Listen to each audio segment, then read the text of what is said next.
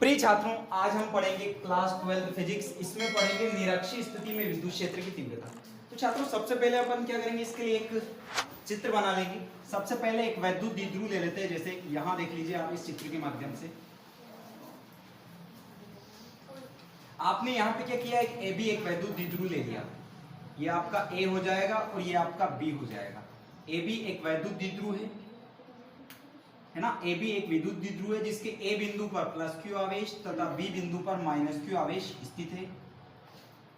इसके मध्य बिंदु O से, यानी ये मध्य बिंदु O है। इस मध्य बिंदु O से r दूरी पर निरक्षीय स्थिति में कोई बिंदु P स्थित है, जिस पर इस P बिंदु पर हमें क्या करनी है, विद्युत क्षेत्र की तीव्रता ज्ञात करनी है। कौन सी स्थिति में, निरक्षीय स्थिति में। तो इसको मिला देते हैं अपन यहाँ से। चलो इसको यहाँ से मिला देते हैं अपन, ये मिला दिया अपन। अब क्या करना है अपने को, इतना तो अपन ने कर दिया, ठीक है। फिर अपने को क्या देखना है, इस द्विध्रुव की जो लंबाई थी, टोटल लंबाई कितनी थी, 12 थी। कितनी थी, 12। लेकिन यहाँ से यहाँ तक इसकी लंबाई कितनी रहेगी, L, और यहाँ से यहाँ तक भी कितनी रहेगी, L। देखो अब अपने को इसमें क्या करना है, AP ज्ञात करना है और BQ यानी PB ज्ञात करना है, ठीक है ना। कर्ण ज्ञात करना, बाकी सब कुछ अपने को यहाँ मिला हुआ है, ठीक है। तो अब अपने को क्या देखना है, अब अपने को ये देखना है कि इस बिंदु पर -q आवेश के कारण आवेश की जो विद्युत क्षेत्र की जो तीव्रता है उसकी दिशा क्या रहेगी। तो वो आपको मैंने पहले पता है, ये प्लस और ये आपका माइनस। यहाँ से ये रेखा प्रारंभ होती है, यहाँ आवेश हटता है, ठीक है ना। यहाँ से आवेश हटता है और इसके ऊपर आवेश क्या होता है, इसकी ओर आवेश आता है, ठीक है ना। यहाँ से जाता है और यहाँ -q की ओर आता है। तो यहाँ इसकी जो डायरेक्शन रहेगी आवेश की, वो क्या रहेगी, -q की ओर रहेगी, ठीक है। इस बिंदु P पर -q आवेश के कारण आवेश की जो डायरेक्शन रहेगी, विद्युत क्षेत्र की तीव्रता की जो दिशा रहेगी, वो किधर रहेगी, -q की ओर रहेगी। और +q आवेश यानी इस A पर +q आवेश के कारण इस बिंदु P पर आवेश की जो विद्युत क्षेत्र की तीव्रता जो रहेगी, उसकी जो दिशा रहेगी, वो कहाँ रहेगी, ऊपर की ओर रहेगी, इधर रहेगी, ठीक है। तो यहाँ क्या रहेगी बच्चों, आपकी इस E1 +q का आवेश के कारण A है, इसके कारण क्या रहेगी, यहाँ तो हो जाएगी आपकी E1, क्या हो जाएगी, E1। और ये नीचे की ओर जो रहेगी, ये आपकी क्या हो जाएगी, E2, ये हो जाएगी आपकी E2। अब ये जो बिंदु P है, इसको हम दो घटकों में विभाजित कर देंगे। क्यों हो जाएगा, E1 भी है यहाँ पर और E2 भी है, तो इस P बिंदु को अपन क्या कर देंगे, दो घटकों में विभाजित कर देंगे। ये जो दो घटक मैं बना रहा हूँ, इनको ध्यान से देख लेना। अब यहाँ हमने E को रख दिया, किसको रख दिया, E को रख दिया। तो दो घटक अपन पढ़ेंगे, तो दो घटक जो होते हैं, ये कोई सदिश है आपका। सदिश के बारे में आपने 11th क्लास में पढ़ा होगा, थोड़ा सा यहाँ समझ लीजिए। रफ कार्य में ये थोड़ा सा रफ कार्य चल रहा है आपका, रफ कार्य। इसमें सदिश के बारे में आपने पढ़ा होगा, जैसे ये आपका कोई सदिश है, ये x अक्ष और ये y अक्ष, और यहाँ लिया आपने कोई सदिश, r सदिश ले लिया। तो r सदिश, तो यहाँ क्या रहेगा आपका थीटा। तो ये जिस ओर झुका हुआ है ना ये सदिश, वहां रहेगा r sin theta, sorry r cos theta. यहाँ हो जाएगा r cos थीटा और ऊपर की ओर हो जाएगा आपका r sin थीटा। तो बच्चों आपको करना क्या है, यहाँ इस दिशा में ऊपर की ओर आपका क्या रहेगा, E1। तो देखिए ये आपका सदिश है, क्या है, ये आपका सदिश। तो ये आपका कोण कितना रहेगा, थीटा। ये भी कितना रहेगा आपका, थीटा, ठीक है। तो ये सदिश जो है आपका, ये इस पर भी यहाँ क्या एंगल बन रहा है, थीटा। तो यहाँ पर भी क्या बनेगा, थीटा बन जाएगा। यहाँ पर भी क्या बन जाएगा, थीटा बन जाएगा। तो ये सदिश किस ओर झुका हुआ है, इधर झुका हुआ है। तो यहाँ क्या बनेगा, E1 cos थीटा, ठीक है। तो ये नीचे की ओर झुका है, तो E1 cos थीटा।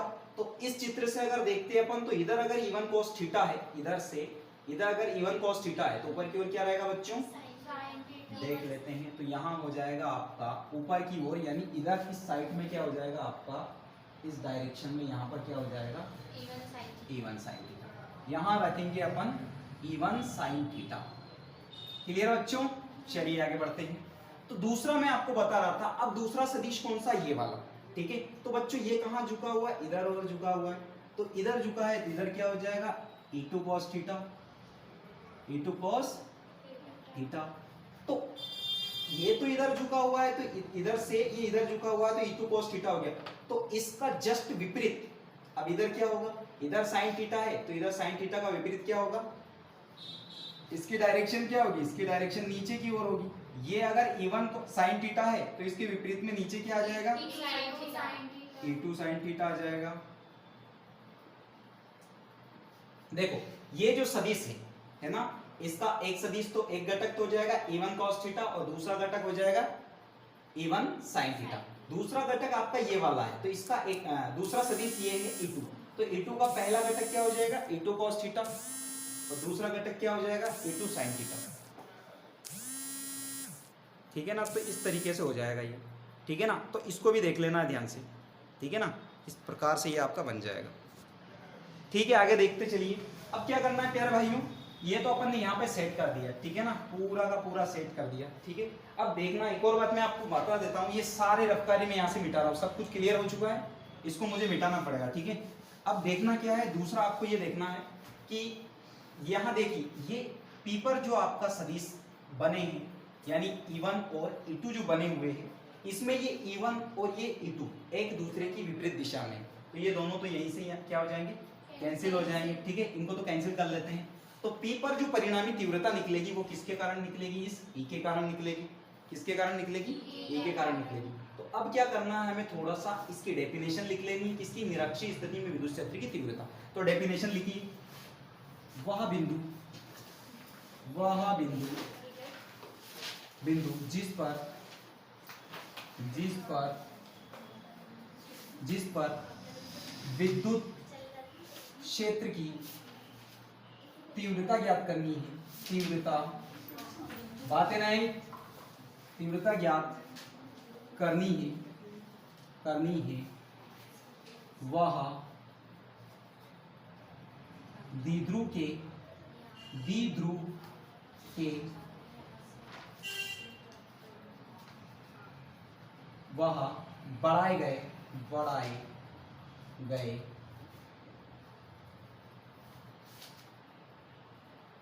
द्विध्रुव।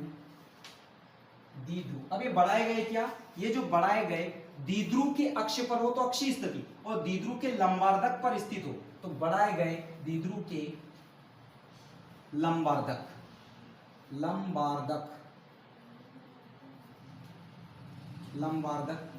पर स्थित हो तो द्विध्रुव के सापेक्ष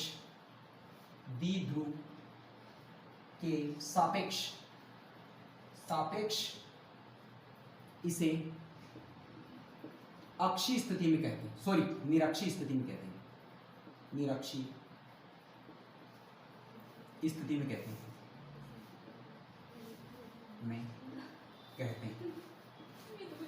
प्यारे बच्चों, ये तो हो चुकी है इसकी डेफिनेशन। दूसरी बात आपको देखनी है चित्र का वर्णन, तो मैं यहाँ पे इसका चित्र वर्णन कर देता हूँ, उसके बाद अपन व्यंजक कर देते। तो चित्र वर्णन कहाँ करेंगे अपन, चित्र के जस्ट नीचे करेंगे, चित्रानुसार। ध्यान से देख लो इसे भी कि चित्र वर्णन किस प्रकार से करना है, क्योंकि आगे फिजिक्स में बहुत सारे टॉपिक आएंगे, वहां पे चित्र वर्णन आपको खुद करना है। तो किस तरीके से आप चित्र वर्णन करोगे ये आपको सीख लेना है। देखिए सबसे पहले अपन चित्र वर्णन में क्या करेंगे, माना AB एक वैद्युत द्विध्रुव है,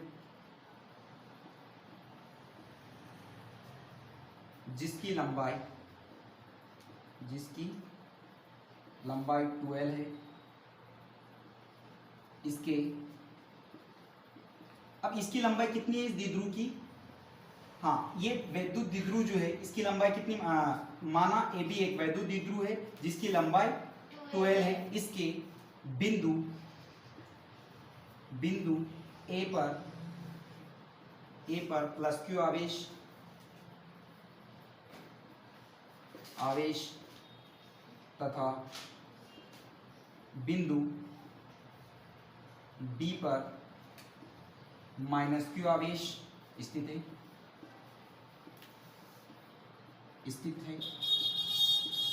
ठीक है, देखो A पर प्लस Q आवेश और B पर क्या है, माइनस Q आवेश स्थित है। ठीक है ना, इसके बीच की लंबाई, इसके बीच की लंबाई कितनी हो जाएगी, हाँ इसके बीच की लंबाई 12 तो अपन यहाँ पहले ही लिख चुके हैं। इसके मध्य बिंदु से करेंगे अपन, क्या करेंगे, इसके मध्य बिंदु O से R दूरी पर, देखो इधर देखना ध्यान से, इसके मध्य बिंदु, यानी मध्य बिंदु क्या है, O है, इसके मध्य बिंदु O से R दूरी पर, कितनी दूरी पर, R दूरी पर निरक्षीय स्थिति में, कैसी स्थिति में, निरक्षीय स्थिति में कोई बिंदु P स्थित है, R दूरी पर निरक्षीय स्थिति में, निरक्षीय स्थिति में कोई बिंदु P स्थित है, बिंदु P स्थित है,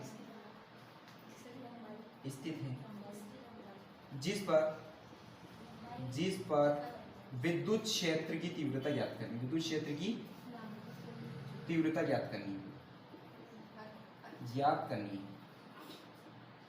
ठीक है प्यारे बच्चों, ये तो अपन ने कर ही लिया। अब दूसरा क्या करना है, अपन ने चित्रानुसार भी कर लिया, इसका ये चित्र वर्णन भी कर दिया हमने, और यहाँ जो अपन ने किया है इधर, ये हो गई इसकी डेफिनेशन, चित्र हो चुका है, इसकी डेफिनेशन हो चुकी है। एक सबसे बड़ी बात बता रहा हूँ, जब भी अपन ये चित्र बनाते हैं तो हमेशा ध्यान रखना चाहिए ये चित्र किसका, आपका निरक्षीय स्थिति में विद्युत क्षेत्र की तीव्रता। तो ये आपको हमेशा चित्र बना लेना है, क्या कर लेना है, चित्र हमेशा बना लेना। अब देखिए हमने इसकी डेफिनेशन लिख दिया, इसका चित्र बना दिया, जैसे चित्र बनाया चित्र का वर्णन भी हमने कर दिया। फिर आगे हमें क्या करना है, हमें इसका व्यंजक निकालना है। क्या निकालना है बच्चों, व्यंजक निकालना है। तो व्यंजक अपन कहाँ निकालेंगे, यहाँ निकालेंगे, व्यंजक अपन यहाँ निकालेंगे। ठीक है प्यारे बच्चों, तो व्यंजक क्या कहता है, तो ध्यान से सुनिए व्यंजक क्या कहता है। प्लस क्यू आवेश ए पर प्लस क्यू आवेश के कारण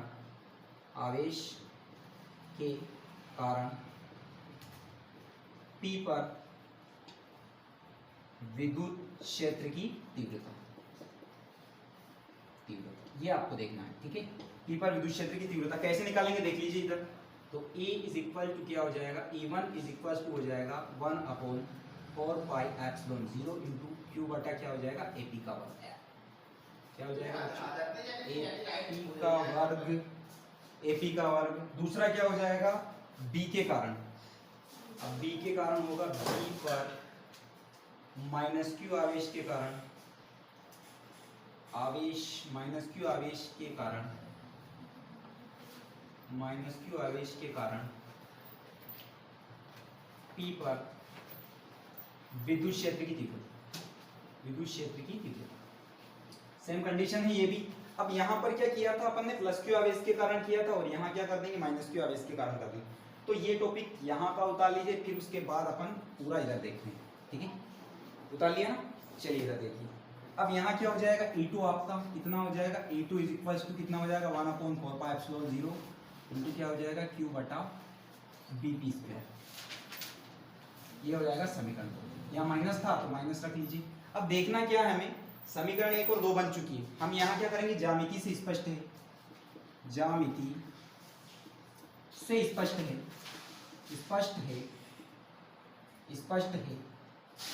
AP बराबर क्या होगा, BP। ये दोनों एक दूसरे के क्या है बच्चों, बराबर है। इस चित्र से ये स्पष्ट है कि AP किसके बराबर है, BP के बराबर है, क्योंकि दोनों में यहाँ पर समकोण बन रहा है। क्या बन रहा है, समकोण बन रहा है। तो ये एक दूसरे की क्या है, बराबर है। तब क्या करेंगे हम, तब तीव्रता E1 और E2 बराबर होगी। तब P पर कुल परिणामी तीव्रता, एक बात ध्यान से सुन लीजिए। मैंने आपको ये बताया था कि यहाँ पर E1 साइन थीटा और यहाँ पर ये E2 साइन थीटा एक दूसरे के विपरीत थे, तो ये तो कट चुके। ठीक है, तो P पर परिणामी तीव्रता क्या हो जाएगी, तो E is equal to E1 cos theta plus यहाँ पर भी क्या कर देंगे, E1 cos थीटा। अब ध्यान से सुन लीजिए, मैंने एक स्टेप यहाँ पर छोड़ दिया। स्टेप क्यों छोड़ा, उसका भी रीजन है, क्योंकि टाइम का अभाव हो रहा है। और दूसरी बात ये देखनी है कि यहाँ पर भी क्या करना है, E1 cos थीटा था और यहाँ पर भी क्या था, E2 cos थीटा था। तो अपन ने क्या किया, यहाँ वैसे पहले ही लिख दिया है कि E1 और E2 बराबर होगी। तो हमने डायरेक्ट यहाँ E1 की जगह तो E1 रखा है, लेकिन यहाँ E2 की जगह भी क्या रख दिया, डायरेक्ट ही E2 रख, हाँ E2 की जगह भी हमने क्या कर दिया, E1 रख दिया। अब क्या करेंगे, इसको जोड़ लेंगे। तो E इज इक्वल टू क्या हो जाएगा, E1 और E1 हो जाएगा आपके पास 2E1 cos थीटा। यहाँ तक क्लियर। कोई दिक्कत नहीं है। अब क्या करना है आपको, यहां पर E1 की वैल्यू रखनी। E1 कहां दिख रहा है, यहां दिख रहा है। समीकरण 1 से E1 की वैल्यू रख दीजिए। समीकरण 1 से E1 का मान रखना है, रख दीजिए। तो यहां हो जाएगा E is equal to 1/4 pi epsilon 0 into क्या हो जाएगा, इसकी जगह मान रख रहे हैं अपन, कौन सा मान रख रहे हैं, ये वाला पूरा मान रख रहे हैं। यहाँ हो जाएगा Q अपॉन क्या हो जाएगा, AP स्क्वायर, क्या हो जाएगा AP square into cos theta. चलो बच्चों दोनों की वैल्यू निकाल लेते हैं। इस वाले फॉर्मूले में अपने को क्या चाहिए, इस वाले फॉर्मूले को अपन नाम दे देते हैं समीकरण 3। क्या नाम दे दिया। अब यहाँ अपने को चाहिए AP का मान, किसका चाहिए, AP स्क्वायर का मान, और दूसरा चाहिए अपन को कॉस थीटा का मान। किसका मान चाहिए, दोनों के मान निकाल लेते हैं। तो दोनों के मान निकलेंगे कैसे, ध्यान से सुनिए। तो दोनों के मान ऐसे निकलेंगे कि हम लेंगे सबसे पहले ये समकोण त्रिभुज, कौन सा, APO त्रिभुज APO में पाइथागोरस प्रमेय, पाइथागोरस प्रमेय से प्रमेय लगा दिया हमने। तो यहाँ डायरेक्ट लगाएंगे, कर्ण का वर्ग बराबर लंब का वर्ग प्लस आधार का वर्ग, डायरेक्ट निकालेंगे। तो कर्ण क्या है बच्चों, इसमें कर्ण है आपके पास AP स्क्वायर, तो AP square is equal to लंब क्या है, तो लंब डायरेक्ट आपके पास क्या है R, तो R का स्क्वायर प्लस आधार क्या है, तो आधार है आपके पास L, तो डायरेक्ट कर देंगे L का स्क्वायर। तो ये तो AP स्क्वायर निकल चुका है। अब AP स्क्वायर अगर निकला ही है तो नमस्ते बेटा, नमस्ते। AP स्क्वायर, ठीक है ना, तो AP स्क्वायर तो निकल ही गया। अब आप AP भी निकाल लो। AP इज इक्वल टू ये स्क्वायर इधर लग जाएगा तो R square plus L square, ठीक है। अब ये जो स्क्वायर है ये यहाँ से हटेगा तो इधर आपका क्या लग जाएगा, रूट लग जाएगा। क्या है, यहाँ पे रूट लग जाएगा। अब cos theta, cos theta is equal to, cos theta का फॉर्मूला बताएगा कोई बच्चा मुझे। cos थीटा का फॉर्मूला क्या होता है, आधार बटा कर्ण, क्या होता है, रख दो इसकी जगह वैल्यू। आधार कितना आपके पास, तो आधार आपके पास L है, ठीक है, और कर्ण कितना है, तो कर्ण इधर देखिए, इस वाले का कर्ण क्या है AP, तो AP का मान आप यहाँ निकाल ही चुके हो, कितना निकला, R square plus L square. लेकिन आपको AP का निकालना था, तो AP का क्या आ जाएगा, पूरा रूट में, ठीक है ना, ये हो गया। उसके बाद पूरा का पूरा ये वाला मान, ये वाला, और ये cos थीटा का मान, पूरा का पूरा कहाँ रखना है, समीकरण 3 में। फटाफट स्क्रीनशॉट लो, उतार लो इसको।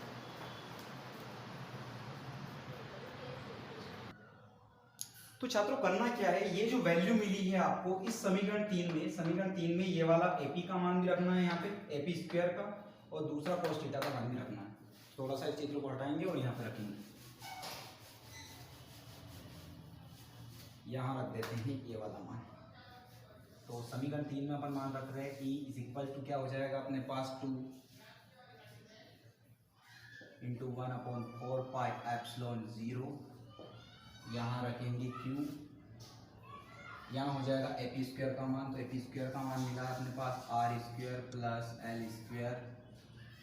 उसके बाद मिलेगा आपको इंटू cos थीटा, तो cos थीटा की जो वैल्यू है यहाँ समीकरण 3 में, तो cos थीटा की वैल्यू मिली अपने को L अपॉन रूट में R square plus L square. अब क्या करना है, देखो इंटू कर देना है, ये वाली जो वैल्यू है आपकी, ये होती है पावर।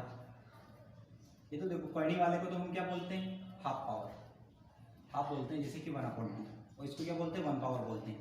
तो ये इंटू क्या हो जाएगी, 3/2 हो जाएगी जब जुड़ेगी तो यहाँ क्या करते हैं, गुणा में घाती जुड़ती है ना, तो यहाँ क्या कर देंगे अपन 1/4 पाई एप्सिलॉन 0 इंटू, यहाँ क्या हो जाएगा 2 का इसमें इंटू होगा, तो यहाँ हो जाएगा 2 इंटू, इसको Q को आगे कर देते हैं, Q इंटू इस 2 का इंटू इसमें कर देते हैं 2L में, तो ये क्या हो जाएगा आपका 2, इसमें L में कर देंगे तो यहाँ हो जाएगा Q into 2L।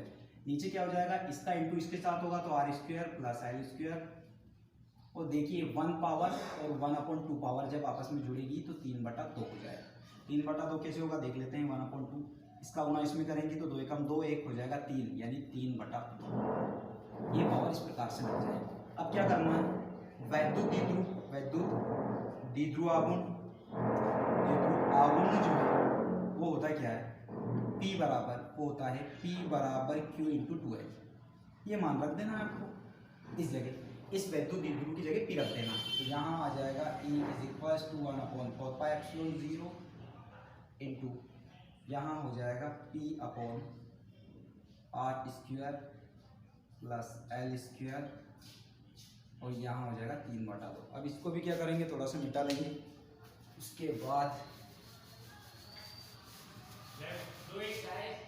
Okay bro okay. तो यहाँ पे क्या कर देना है अपने को, यहाँ पे अपने को क्या कर देना है, अब यहाँ देखना क्या है कि R बहुत बड़ा है L से, तब L को नगण्य कर देना है, नगण्य कर देना है। नगण्य करने पर प्यारे भाइयों इसको क्या कर देते हैं, नगण्य कर देते हैं, ना के बराबर कर देते हैं। तो E इज इक्वल्स टू क्या हो जाएगा 1/4πε0 इंटू P अपॉन यहाँ क्या हो जाएगा, ये जो है आपका नगण्य हो जाएगा, तो यहाँ हो जाएगी R की पावर 2 और यहाँ जो पावर लगी हुई 3/2, इससे क्या करेंगे, इस 2 को हम इस 2 से काट लेंगे। तो E इज इक्वल्स टू क्या मिलेगा 1/4πε0 इंटू P अपॉन क्या मिलेगा R की पावर 3। तो प्यारे बच्चों यही आपकी निरक्षीय स्थिति में विद्युत क्षेत्र की तीव्रता है। यदि आपने अभी तक हमारे चैनल को सब्सक्राइब नहीं किया है तो चैनल को सब्सक्राइब करें, वीडियो को लाइक करें और बेल आइकन प्रेस करें ताकि आपको संस्कार क्लासेस से जुड़े सारे क्वेश्चन के नोटिफिकेशन आसानी से मिल सके। जय हिंद जय भारत।